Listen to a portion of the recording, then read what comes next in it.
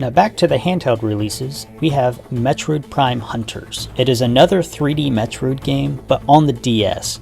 And because it's on the DS, it has many issues, but it is still impressive that it was made for the DS hardware. The game only has about 4 main worlds, which you're forced to revisit 3 of the worlds like 2 times each, which is okay given that it's technically a Metroidvania, but the worlds are separated by a menu as you have to fly between the worlds, which personally I don't like the separation of the different worlds.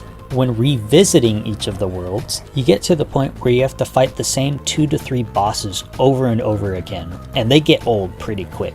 The music here actually kinda sucks. There's really nothing good to listen to. The controls kinda suck as well. I don't like using the touchscreen to aim since it's a bit cumbersome to hold your DS like that, since my hands start to cramp after 30 minutes of gameplay. That's why I played the game with a modded new 3DS for dual stick controls. Or you could also play through an emulator and use mouse controls if you prefer that way. I think the only cool part about this game is the other bounty hunters that it introduced. Though unfortunately, each bounty hunter has a basic backstory and it's not too in-depth.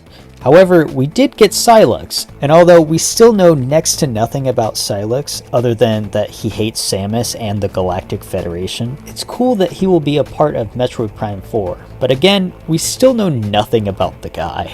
The main gimmick of this game was its multiplayer, which is kinda why the different bounty hunters exist gameplay wise. I never got to experience as I never had a chance to do the online since I never had a game until much further down the line. Plus, I don't have enough DS's or copies of the game or even enough friends willing to try out the multiplayer with me, so unfortunately, I'm out of a loss, especially since I heard it's kind of the best part of the entire game supposedly, though when is the internet ever wrong over a Metroid take? F tier. Metroid Prime Pinball. You like pinball? Well, so do I. S tier. No hesitations here.